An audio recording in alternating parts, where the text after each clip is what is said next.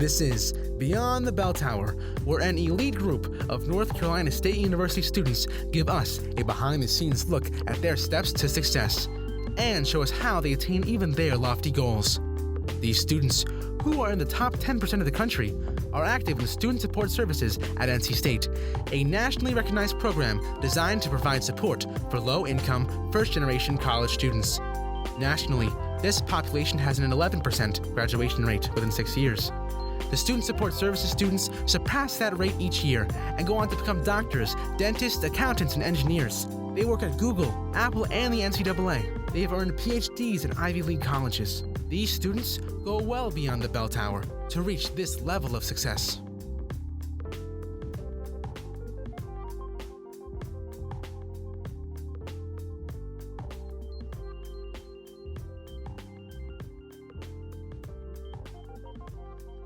Hi, everyone, and welcome back to Beyond the Belltower. I'm Riki Dows, and Beyond the Belltower is recording its first panel for this podcast. I'm very, very excited to have three other amazing women in this room with me. I've got Joelle Fuchs, Khadija Parker, and Jacqulea Anderson all with me. So at the beginning of the year, we had a brunch with Dr. Edin, Dr. Kathryn Edin, talking about some of the themes around her book, $2 a Day, Living on Almost Nothing in America. And that brunch we had brought out some of the most genuine conversation that I've heard in a long time about themes like hunger and homelessness and all those other sorts of things. So I wanted to have something similar to that for this podcast because that's something we've never done before. We get a lot of single stories on this podcast. We don't get as many collective panel-y kind of discussions or discourse. So I really wanted to introduce that element to this form of media. So thank you all for joining me today. So yeah, I just kind of wanted to start off by talking about the brunch itself and Dr. Edin and what that event meant to all of you.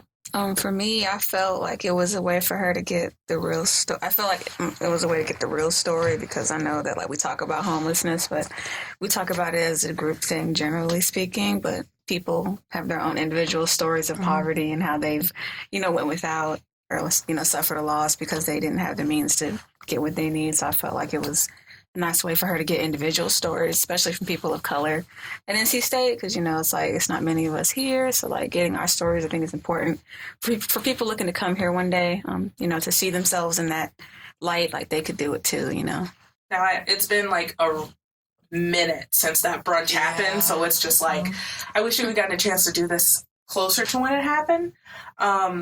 So I'm just remembering how we've all got these different majors and minors and the combinations of all of them that all in all lead to our passions somehow. And I just wanted to discuss a little bit more about how we as first generation college students go about making those kinds of decisions. I think for me, because everybody's pushed, at least for my major, I've added a third minor. I'm now doing women's studies, Africana studies, and nonprofits. Because where I came from is not a really, I want to say poor, but that line between middle class and poor. Was it working class? Mm-hmm. We got enough to get by, but also just you also in the red. So it's they picked up on the fact that I liked animals. They was oh, you should be a vet. That way you can make money. And that was the main conversation. And it was then the older I got, it was also do something that my parents weren't, but people around me was whatever you choose, pick something that actually makes you happy. Because I stress out really easily. So then once I got away from being home and then being around a community that community actually supports me and wants me to actually be somewhere that's gonna put less stress on me, it's oh, I have more choices to actually do, which is why I switched from animal science to creative writing. And I think that also gives me a way as an outlet to kind of talk about stuff, because I'll tell anybody pretty much anything. And it's I've written stuff that kind of talks about my personal life and the stuff I dealt with. I guess my journey is a little bit different. I was super interested in the brain in high school. And then once I came to college, I think my eyes were open to a lot of the things that I had dealt with growing up. And then also like the things that I continued to deal with in college, maybe with my family or like my mental health or like financially. And I think as I like moved through college, I realized spaces where I felt like I was getting support that I needed. And then I started to notice trends in those spaces. And then I think that's sort of what shaped me tailoring my major to biology with this like concentration in social and biological like determinants of mental health and like how systemic structures sort of like influence and like shape how people like mentally like function and things like that. I don't really know if I'm answering the question. You are. Okay. You're answering the question. It was just like within your answer, I thought about something else. Yeah. Because you talked about how, and this was something else we talked about at the brunch, which I'm so glad you reminded me. You were saying that throughout your time in college is when your eyes were open to a lot of the things that you had been dealing with and maybe still like kind of been dealing with. And one thing that really like struck the inspiration for this episode that I wanted to record was the idea that not a lot of us knew what we were dealing with until after the fact. Like, this is normal. Like, everyone lives like this. And then you get to college and it's like, oh no, everyone doesn't live like this. Like, it's almost like a wake-up call to your economic status. And so, one thing that really, really, like, struck a chord with me at that brunch with Dr. Edin was we all had a moment when we knew. And if you guys are, like, open to sharing some of those stories, like, I would love to talk about them more. Well, I can say, I guess for me personally, because obviously I'm just as much part of this discussion as, you know, you guys are. Right now it kind of feels like I'm facilitating mostly, but I mean, I also am a low-income first-generation student. I didn't necessarily know that my situation was what it was until it got worse. Yeah. My dad was like pretty much the single provider for our home. I thought that was normal. Obviously, you know, as a kid in the last little bit of the 90s, early 2000s, all you saw everywhere in the media was a stay-at-home mom and a dad that worked. You know, I thought that's pretty normal. What wasn't as normal was just like that singular income not really providing a lot of the things that we needed. But, you know, I wasn't missing much because, I was a kid. I didn't really know too much about what we didn't have. If TV wasn't on for like a week, it's just like I went outside and played. You know, that's normal. Sometimes the TV goes out. Sometimes, you know, you eat bologna sandwiches for 2 weeks in a row and it's just like, this is our bologna week, you know? And I don't think I realized that money was a thing that you couldn't have enough of until all of a sudden my dad lost his job and we didn't have any of it. Like, it was at that moment when we were kicked out of our house, didn't know where we were going. Dad had really no other prospects for another job because that's the job he had been working at for like 20 years. And I think I realized that happened maybe when I was like 12 or 13. I feel like I was in 7th grade for sure. So I know for me, I had a mother that she was single on and off, so it would be us and, you know, predominantly us or whoever she was dating. But then they'd break up and we'd have to move.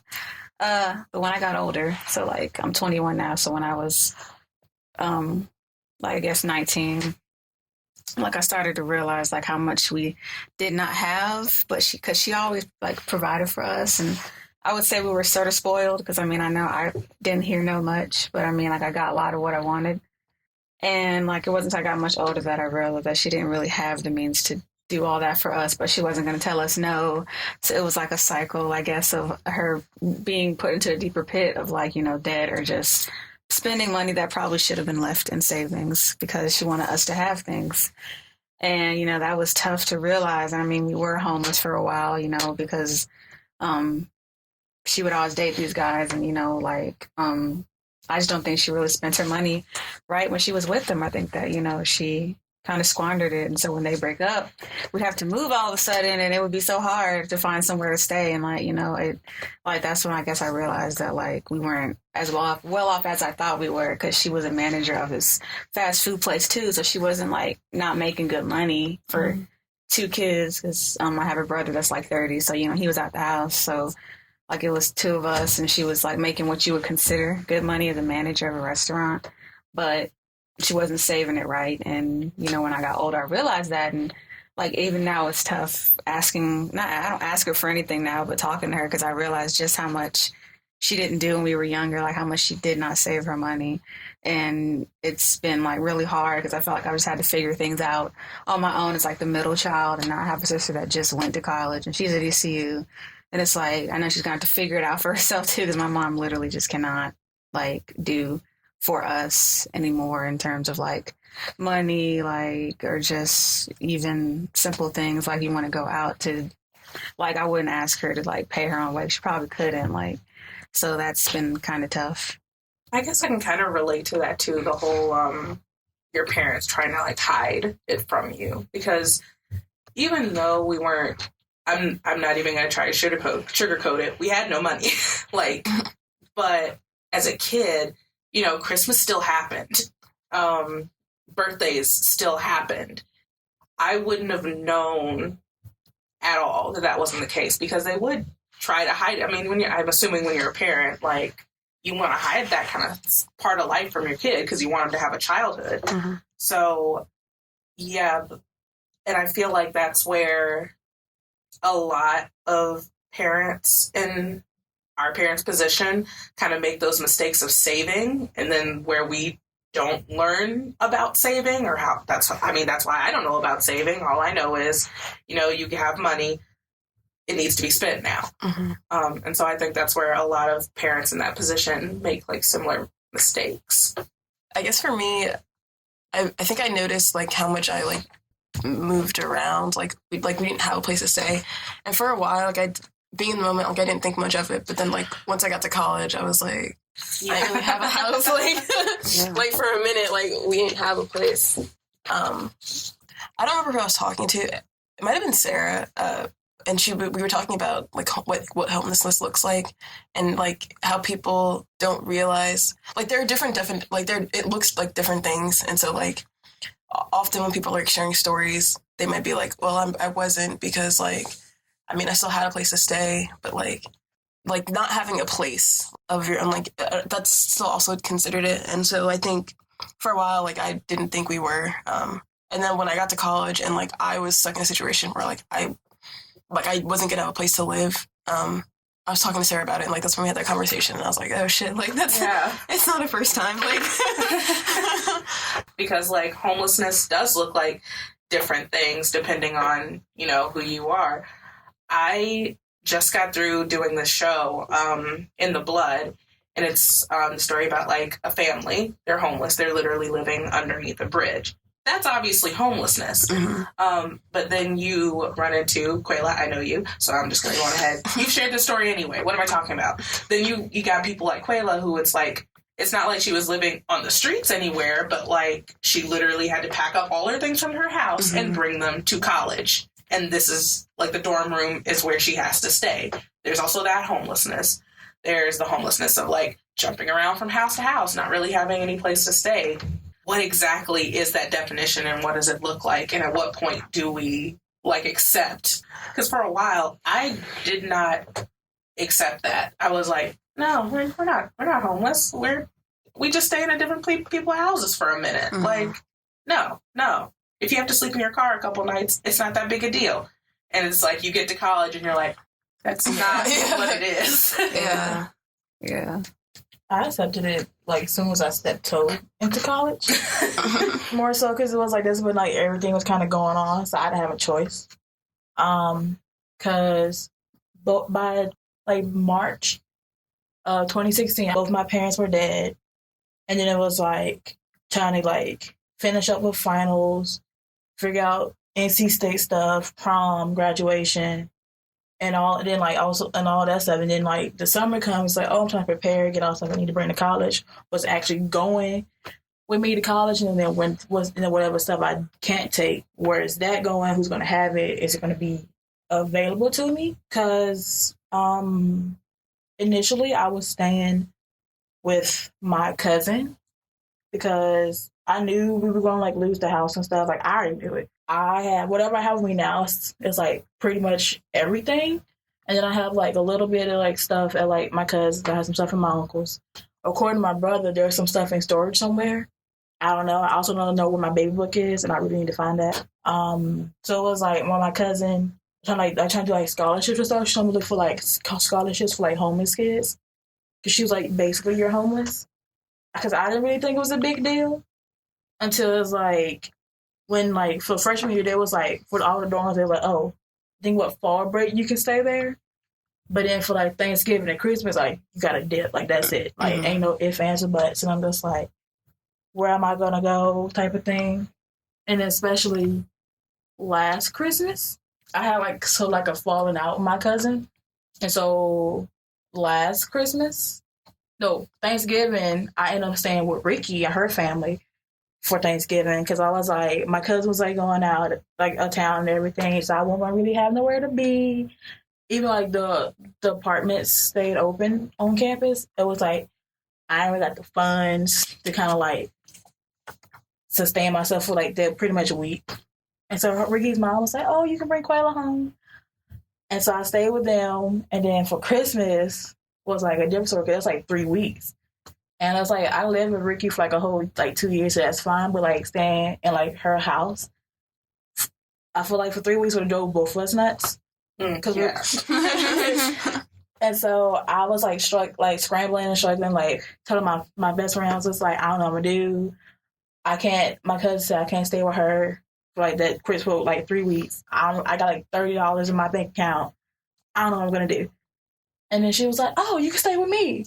She even asked her mom. She was like, she already said I could stay with her. And she was like, hey, yo, mom, Quayla's gonna be with us for like 3 weeks. I hope that's okay. And so it's just like, I feel like whenever like you don't really have a lot, you realize who's pretty much like on your team, and who's actually like willing to like kind of help you out. It's just also it's like a lot to like think about and deal with, because like it's still like a constant reminder, because like people have to learn how to like not be so prideful and to ask for help, because if you don't ask for help, you're not going to get help, and you're going to be sent somewhere hungry, bored, and cold. You're either going to get like a yes or no. If they say no, you just where you at anyway, so then it doesn't matter. If you get a yes, it's a chance you can change your situation. Yeah, asking for help definitely wasn't a skill I learned until I got to college. And not even then. It was when I joined Trio that I learned how to ask for help. And I joined Trio my junior year. So, yeah, exactly.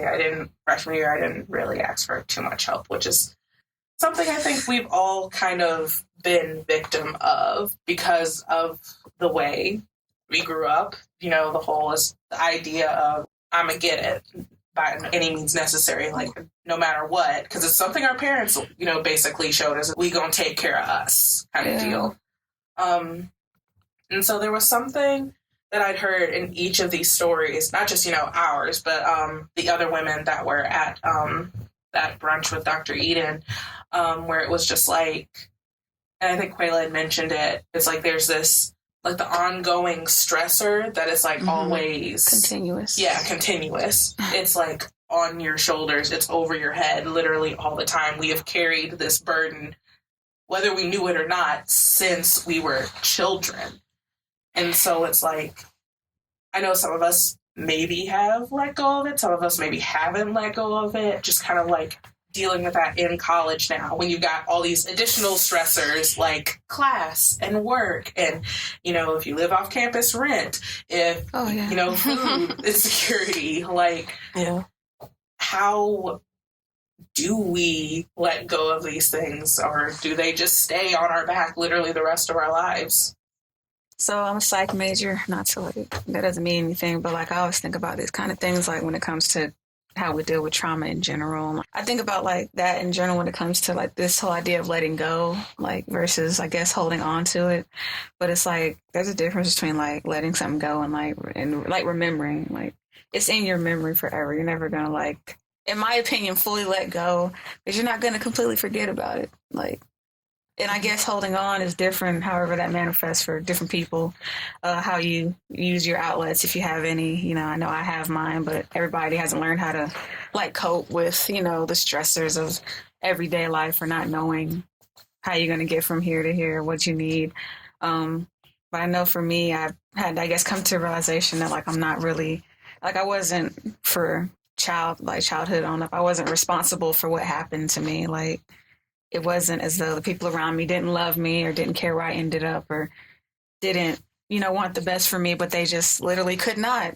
Or they made their own choices that inadvertently affected me. And it's not, it wasn't my responsibility. I mean, and that sounds harsh for someone that may have like had to help out in their household, but it wasn't. I know for me, that's what I try to tell myself. Like, I wasn't responsible. I'm still not responsible for what in my case, my mother, what she has or does not have, like, because that, you know what I'm saying, was her job. Like, she had me and all my siblings. And, like, as a parent, it was her responsibility, you know, to be responsible or not be responsible with her money. And, like, if she didn't, that doesn't reflect badly on me.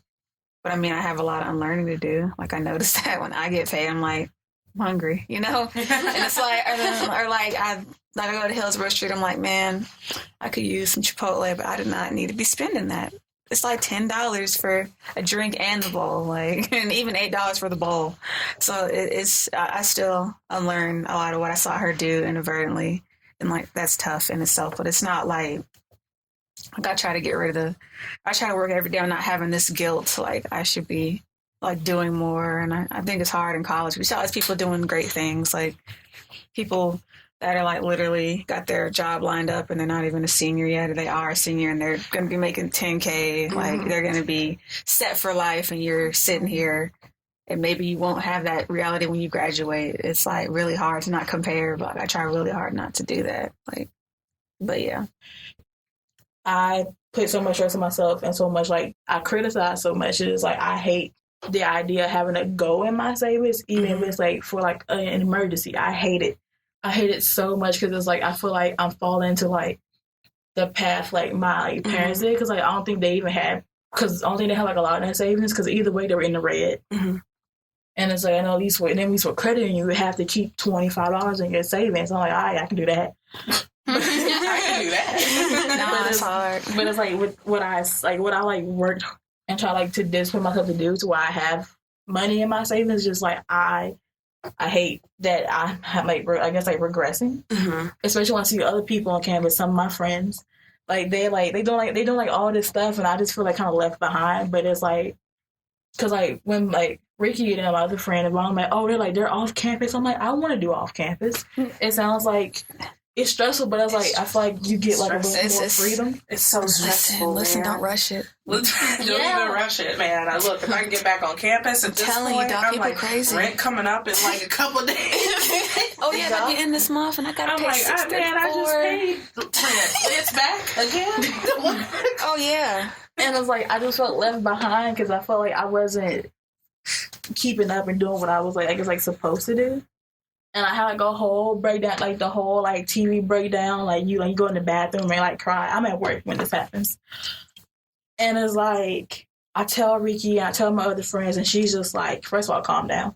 And then she kind of, like, gives me, like, this little, like, pep talk thing. It's like, because it was like, she was telling me she was proud of me, and I told her, like, what I had in my savings and all this stuff that I'm trying to do. She was like, first of all, you don't have to have, like, a mortgage payment in your savings. And it's like, I don't need to, like, rush and do what society kind of wants me to do. In essence of, like, where I think I should be and where I'm, like, at. And then, so it's like, I have my own set path of where I'm going, how I'm getting there. I don't know how I'm getting there, but I'm getting there. But it's like, I'm where I'm kind of like, so, like, I guess, like, supposed to be. And it's like, I don't need, and then almost, like, I don't need, like, to rush into adulthood, because, like, I don't know if I'm an adult or not, because I know as a kid I tell you, like, when you start paying bills, kind of like you're an adult or you grown, and I'm just like, I don't want to be grown, just like I live with, and it's just trying to find that balance.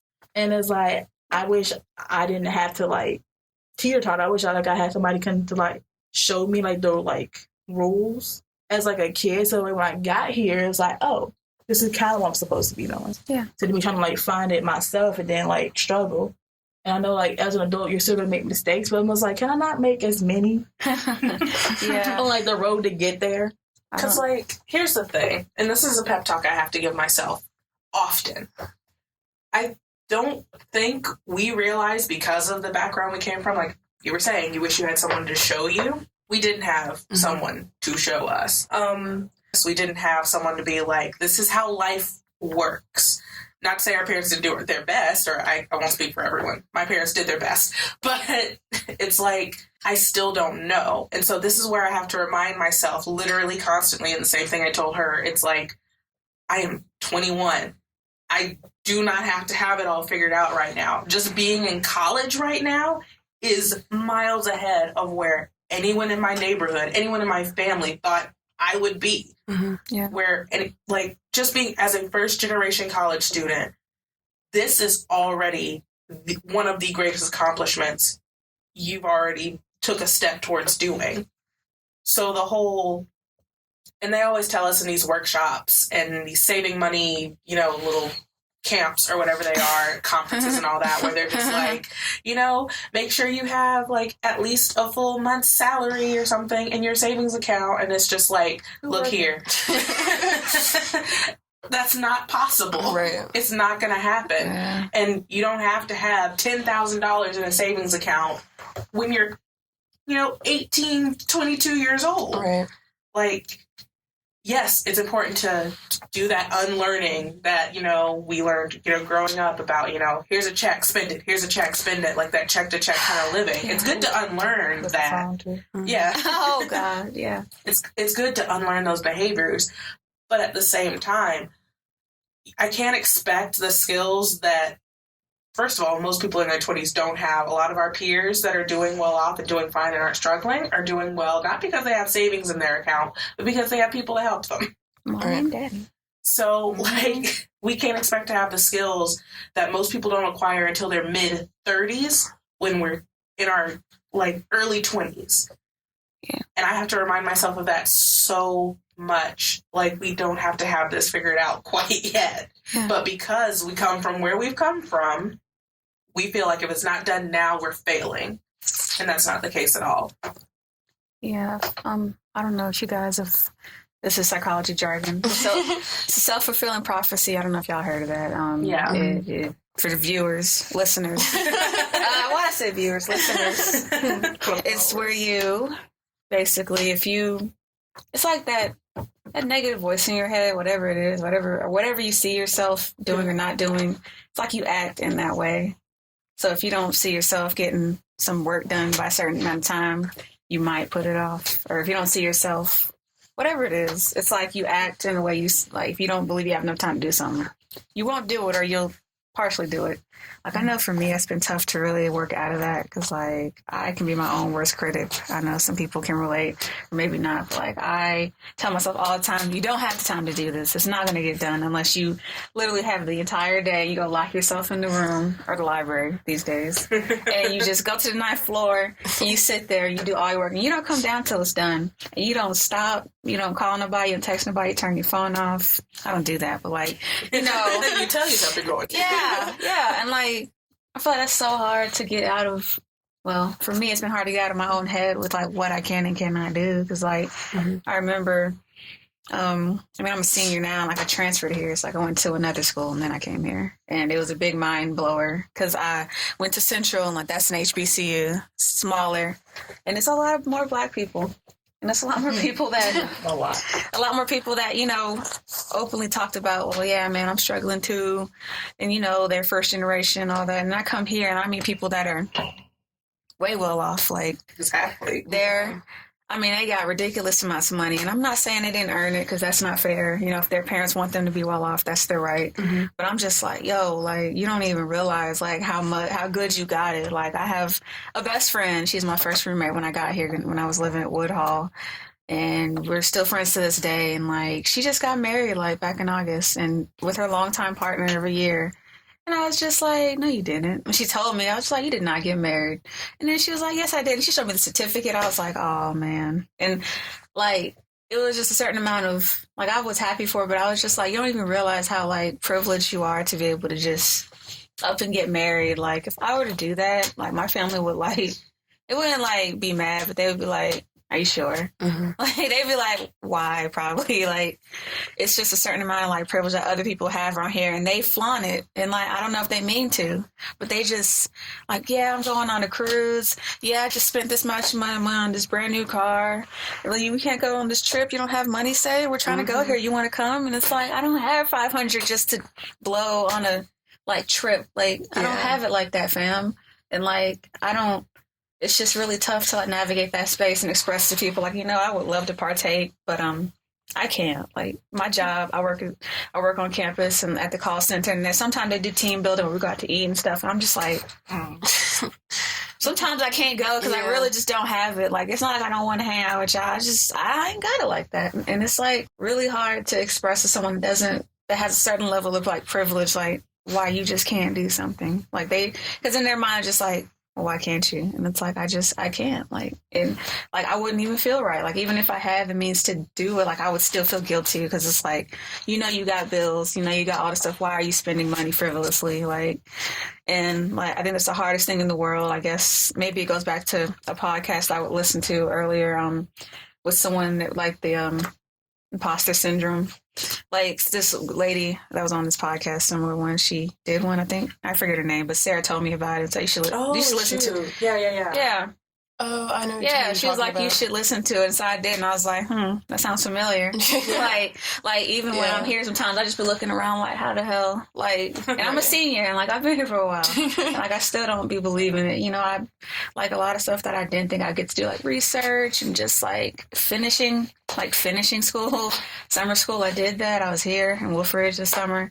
And I was just like, wow, like, I'm still here. And like, I sometimes have to get out of my own head, I guess, with the, like, you didn't earn it. You don't belong here. Like, cause like, you really can't get caught up in that. And like, you can start acting as though like you don't belong, but like, that's not the case. Like, and Trio definitely helped me out with that. Ouch. And, like, Trio helped me out with that. My friends that I have made through roommate situations or whatnot, like, and just like reaching out to people when I needed help, like, in counseling, like, that has like helped reaffirm me, like, for sure. Like, I would encourage other people to do the same because like, I don't think anyone should feel like they don't belong here or anywhere. Like, if you got in, then like, you earned your way in. Like, don't let statistics or like, you're not seeing enough of yourself here, which that's the problem. Like, don't let outer things influence like how you feel about you, like you being here. Like, if you're still here, like, there's like, then you earned it. Like, but I feel like everybody should feel that way, and like, it's just hard living when you're not a typical college student that's just got 1,000 in savings magically. Yeah, you know. I think that's why I picked the friends. Why I get the friends I get. Because like, initially she was gonna be my roommate freshman year. I was gonna have a Leo, who is in Trio, but it was like, I wouldn't have met this one. I don't know what miracle did this. But like, the people I end up coming like in my friend circle, I feel like are like beneficial for me because I feel like I wouldn't have made it to junior year if I didn't, because this was in my corner within like the first couple of weeks of school. Like, I even met her, but it was just like, because she was like dying like the first 2 weeks. She was like sick. And it was just like a theme. Like, her music was like absolutely hates me. Terrible. And it was like, even though we was in like this like tiny little room in Regal, I didn't really catch it, but it was just like, I guess like us being that close in that little space was like, either you're going to get along or you're not. And it was like, I just like so glad I met her because it was like, she's like been my little like pep coach. And then it was like to hear about her background more so like towards like the end like the year and everything, and getting her to know about Trio. You're welcome. Yeah, because I joined Trio my junior year. I didn't join Trio like freshman, sophomore, none of that. And it was because she was in Trio starting her freshman year, and she told me about it. And I'm like, well, I didn't know that was a thing. I didn't know that existed. Someone could have told me about this when I got here. That would have been useful. And so I signed up, and I was like, oh, this was what I needed. Cool. And then, like, the friends I've made, all my friends are kind of in the same situation I am, and like we we all broke, and it's like we all kind of like living like check to check, trying to like figure out life, and it's like it's good to have people who kind of like go through this kind of like same things you are, because then it's like, oh, we can just like group together and like fight whatever villains coming out. I've been watching a lot of anime. I like that metaphor though. I like that. It is a lot easier for sure when you got people in your corner that are from like of a similar background that you are. Because when I'm hanging out with Trio students, it's like I don't even feel like I have to prove anything here. Like I know. But because I am super extroverted and social, there are also other friend groups that I'm like hang out with all the time. And so we'll be doing some free activity that I suggested because I'm frugal like that. And then they'll be like, all right, we're done with this. Let's go like get something to eat. I'm like, you missed the moral of the story.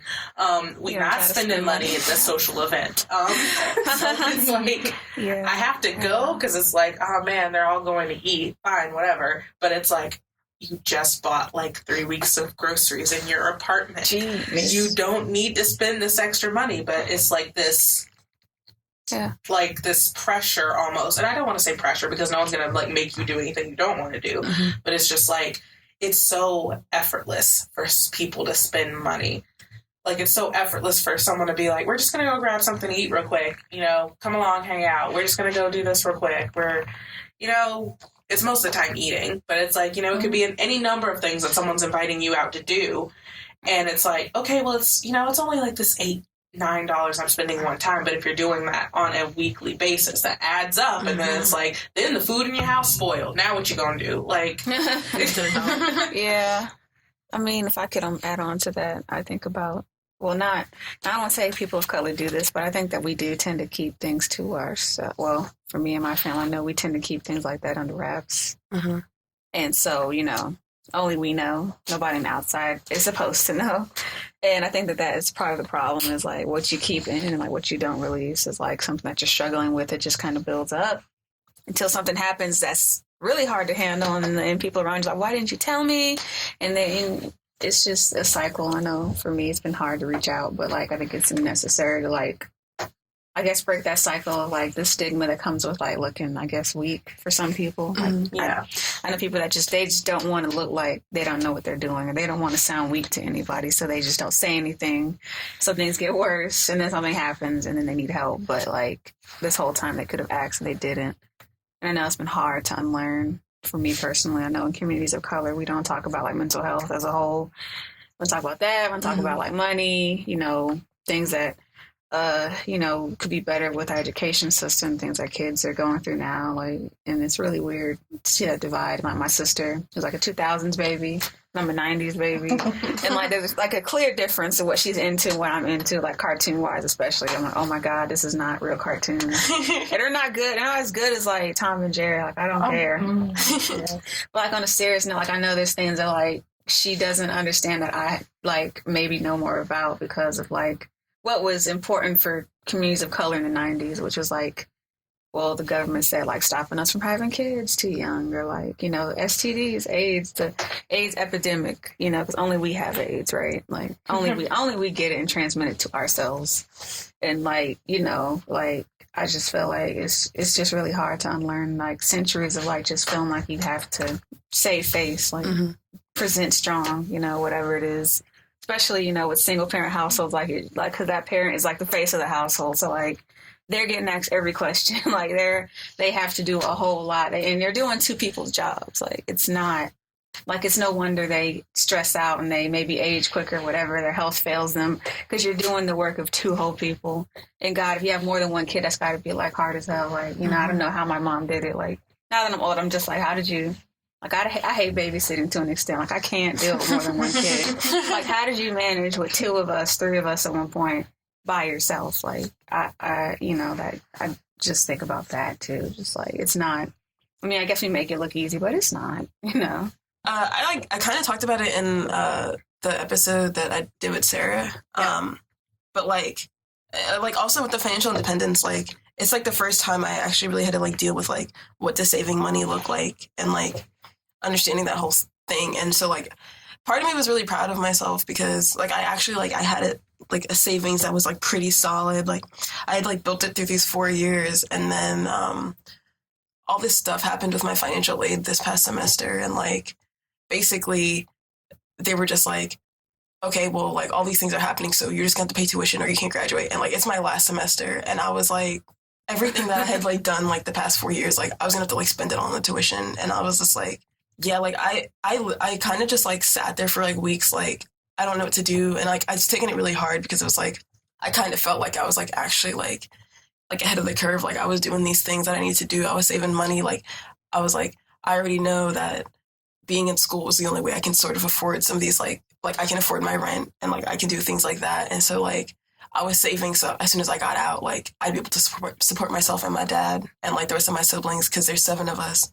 And like just like trying to like I was like being ahead of it. So then like when they hit me with the like, yeah, you're not gonna get aid and like you're not gonna get any of these things.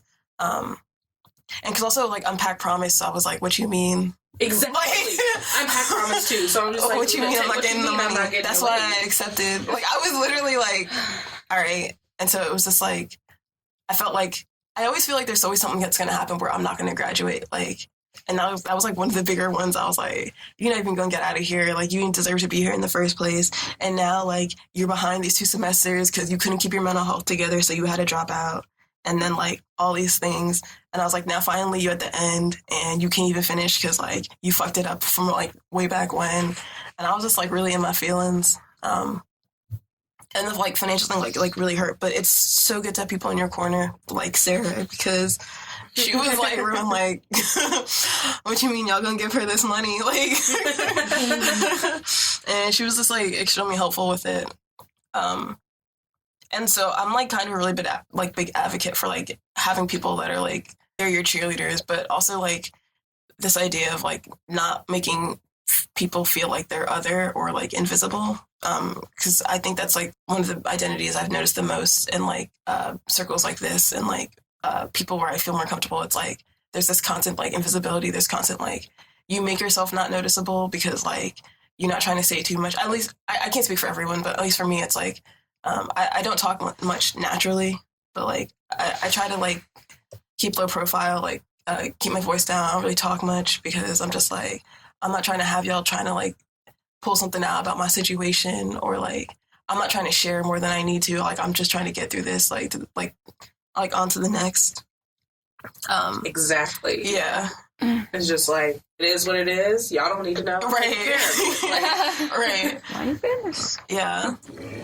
And so it's hard when you're struggling too, because then it's like no one, like you were never trying to really make yourself notice. So like now when you're struggling, like people don't notice, and then like you kind of just, it's like this like cycle, and then like you're spiraling down because like you're just like, who am I? Like I'm not even important. Like it's hard to deal with.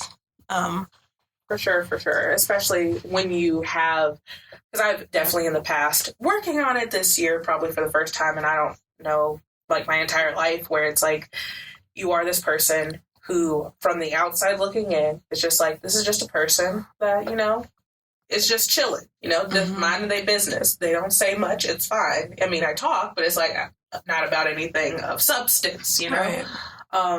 And so when you're going through it, you're still this person, like, who is just like, oh, they're not saying much. They're being quiet. Not much is happening. It's like, no, there's actually like a war going on in my mind right now. But it's because you've given off this facade almost of like the whole unbothered, right, basically personality trait, where it's like you could be bothered and no one would really know. Right. Unless they are the people in your like sure enough circle that can, like Quayla was saying, that can like pick up on, okay, Yeah. something's going on. Yeah, I think that's super important. Which is why I was like, I was here for it when you said that, like, you have people like that, because It's just nice to know that people like will notice even like the smallest things. Like, nah, man, like your tone don't sound right. Like, Yes. you good? That's a real one. Yeah. It's just like, man, the way you blinked just then, I don't know. Something's off. What's wrong? Yeah. My friend is married. It's weird. She's married, but she still texts me every morning. I'm like, are we married? Like, she's that kind of friend. Like, how are you? Hey, what's going on? Every day. Like, it's rare where she don't be talking to me. Like, me and her are not talking to each other. And it's like, you know, like that's a ride or die right there.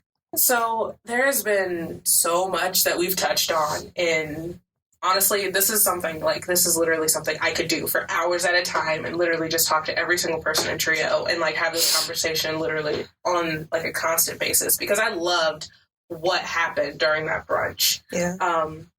I love that it was like, and this is a community I don't feel like I have to hide myself in. Yeah. And it's a place where I feel like I could have that conversation freely and not like have the whole, why don't this, or, you know, why haven't you, and like that whole sort of like, no, I can't stand it when I get that way, like around other people, because like they don't know. But like when I was like at that brunch with you guys and with, you know, all the other women there, and then with Dr. Edin, it was like, I'm understood here.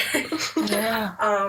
And there was just like a lot of love in that room. And so I kind of wanted to recreate some of the conversations that were happening there. I do want to keep doing these kinds of episodes for the podcast, because like, honestly, I feel like things go a lot smoother. Like, honestly, the fact that we've been able to sit here and record for literally an hour and a half, like, this was so effortless and easy because it was people of like a similar background all talking about just like life in general. And there was thing I remember, I don't think she said it during the brunch, but it was during another like sort of event that I saw her at, where we were talking about like kind of like the stress that comes with coming from the background that we've all come from, and how it like weighs on us all the time. And it's just like, someone had asked her, is like, how do you like not get tired?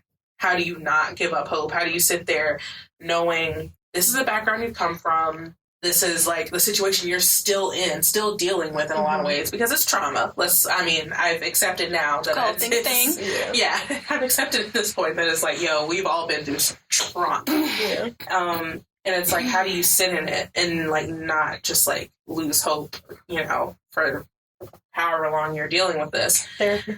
And well, that is one way. Outlets. Exactly. I can count this as freshman year. Exactly. So many ways you can do it. But something that stuck with me that Dr. Edin had said was just like, just seeing people like us, people in the same situations, people in worse situations, is like, they're the people with the least, and yet they're the ones who are like most likely to give. Mm-hmm. So humble. Yes. And so I love that part about Trio, and I love that part about the people in Trio, like, you know, Sarah, Rebecca, Courtney, Dawn, all of us, any of the students in general. It's just like all of us, we all, like Quayla said it best, like we all broke. None of us got it like that. But I know if I need anything, I can come to this community of a bunch of people who literally don't have nothing, and I can get it. So yeah, that's what I just really loved about this conversation that we had. Before we do, you know, close everything up, wrap it up with a neat little bow and everything, I have been super interested in, because I've noticed a lot with the episodes that I've been editing, that it's like the stories all kind of go the same way. Like, we're all dealing with stuff. We've all dealt with things in the past. We've all been through some traumatic things. Maybe there's a hiccup in the line somewhere along in our college career that like throws us off, but we've all overcome. Like, we have all been like extremely successful during our time here.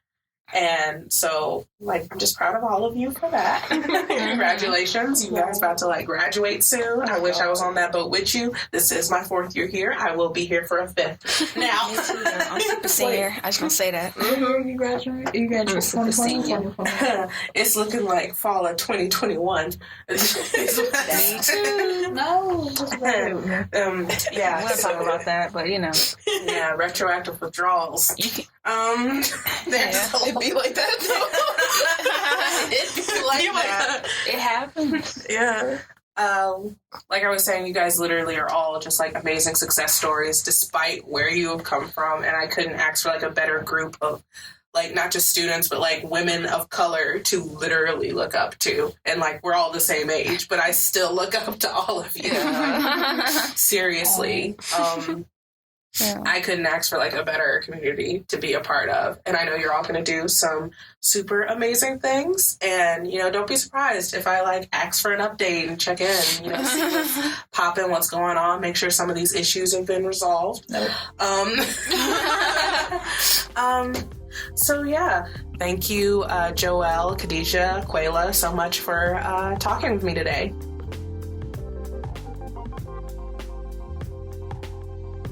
TRIO Student Support Services Program and Student Support Services STEM are federally funded college retention and completion programs. These programs focus on academic, personal, and career support for under-resourced undergraduate students. At TRIO SSS and SSS STEM, our goal is helping our students reach their goals. We are currently accepting new students to our program. Apply today. Go to www.ncsu.edu to learn more about student support services at NC State.